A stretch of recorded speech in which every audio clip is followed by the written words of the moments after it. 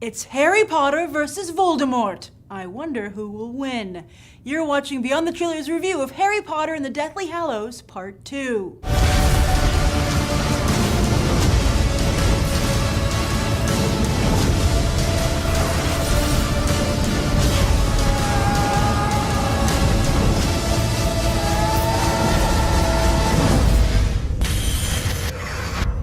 Only I can live forever. Yes, it's true. Pretty much everyone knows how this movie is going to end. Yet the Harry Potter movies have always been more about the journey than the destination, with fans flocking to theaters to see how Hollywood's version of J.K. Rowling's beloved books compares to their own. And after 10 years, it's safe to say Hollywood has done a pretty darn good job. The first 7 films have grossed over $6 billion worldwide, making it the highest-grossing film franchise of all time, not accounting for inflation. However, while only 8 films have ever crossed the 1 billion mark, none of them have been a Harry Potter film. In fact, the first film has still come the closest to joining that elite billion-dollar club, but Warner Brothers likes the chances of this final film. Not only is this the last Harry Potter movie ever, which should translate into the highest form of must-see status there is, but it's also the only Harry Potter movie to be offered in 3D. And while 3D has been a burden to most films this summer, it's done wonders for Transformers 3 and is accounting for around 60% of that film's box office. If Harry Potter and the Deathly Hallows Part 2 does that kind of 3D business, it might even give James Cameron a run for his money at the very top of that billion-dollar list. And now that the franchise is ending, one has to wonder if Warner Brothers and J.K. Rowling will be able to truly end such a colossal moneymaker. Also, will the Academy give it any recognition come February a la The Lord of the Rings? What will be the legacy of the Harry Potter franchise, and what's in store for its stars? Check out Beyond the Trailers' special episode detailing just that, as well as the history of the franchise by clicking here. Now let's go find out what audiences think of this final film. It's over. How do you feel? Just like any other thing. I mean, it's over, but I liked it. I really liked it. I promised myself not to cry, but it got a little emotional at the end. There were people bawling their eyes out when the sad stuff happened. Were you one of them? I've always liked it. I remember seeing every movie in the theater. I remember everything. Well, how do you feel that it's over? I feel sad, seriously. I cried like 5 times in the theater. It was 10 years of books and movies, and now, I don't know, it's over. I don't know how to feel about that yet. I feel mad.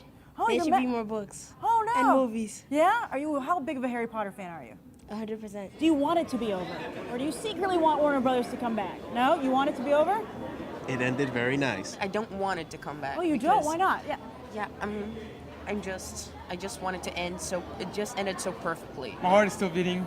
I didn't want to end. I was thinking about not to go watch it because, I don't want it to end. You know, it's such an amazing story. Well, we went to the midnight showing yesterday. So you've seen it twice already? This is the second time we've seen it in less than 24 hours, and we've seen it twice. Less than 12 hours, actually. How long did you guys wait online last night? 5 hours. 5 hours? 5 hours? Did you get good seats? Pretty good. Well, yeah, we did. Yeah, with this, I saw people waiting for 10 hours yesterday. Yeah. Right? So it was definitely worth the wait. Oh, wow. Definitely. It was a spectacular finish. Really? Oh, Yes. so they pulled out all the stops?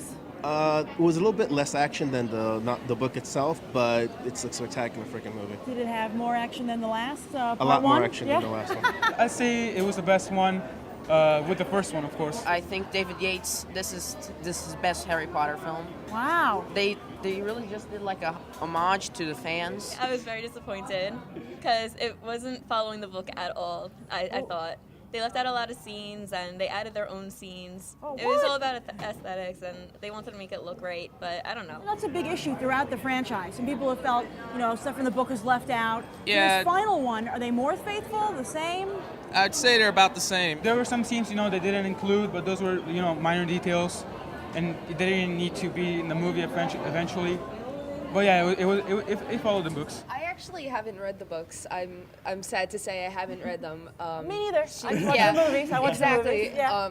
I think I'm going to try and pick up at the 7th book, though, because I'm very curious to see what the difference are from the movie and from the book. The books were more emotional. Yeah. I mean, at the end, I prefer the books. It's a different feeling. At the end of the film, it was like I need something more emotional. Something more like it's the end or something. I thought the end was kind of, I don't know. The overall ending, I know they had to refilm it because they felt it wasn't perfect when they actually filming the production, but it still felt a little rushed. That whole epilogue ending, I felt personally it was a little rushed. What did you think of the ending? There's a lot of people mixed feelings on the ending. Not necessary. What did you guys think of the 3D?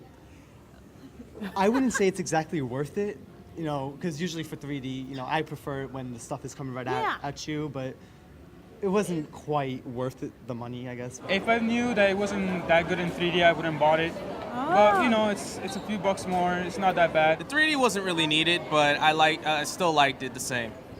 That's how 3D is, basically. Yeah, I know. Do you think it's worth seeing in 3D? No, How about an IMAX? absolutely IMAX. IMAX, okay. And they come together, so you...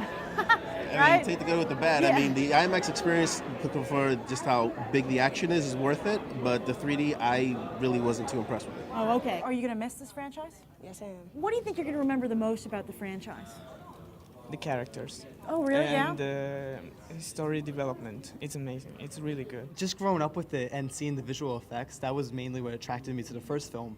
And definitely the characters, because they just grow on you after 10 years. I remember going to see Chamber of Secrets back in 2002, I guess, and just talking with my parents about it and how great it was to see. I'm fascinated by magic, and it was completely unbelievable that these things were happening before me. It was a creation of a new franchise, an amazing franchise. I'll never forget it. What do you give this movie on a 1 to 10? I give it a 9 out of 10. 8.5. 8.5 to 9 for me. Okay, what do you think? About 7. Oh, I don't. oh, you're an unhappy fan. You're an unhappy Harry Potter fan. What would you give it? I would say an 8.5. 10. A bajillion. Well, this was a BTT first. A lot of people coming out of the theater were crying and didn't want to be on camera. But for those Harry Potter fans we did speak to, they were a little disappointed with the film, overall giving it a 9. And if you want to toast Harry Potter's finale yourself, check out Working Class Foodie's episode on how to make your own butterbeer. I'm Grace Randolph reporting from AMC Empire 25, and I hope you'll go beyond the trailer for these other top movies.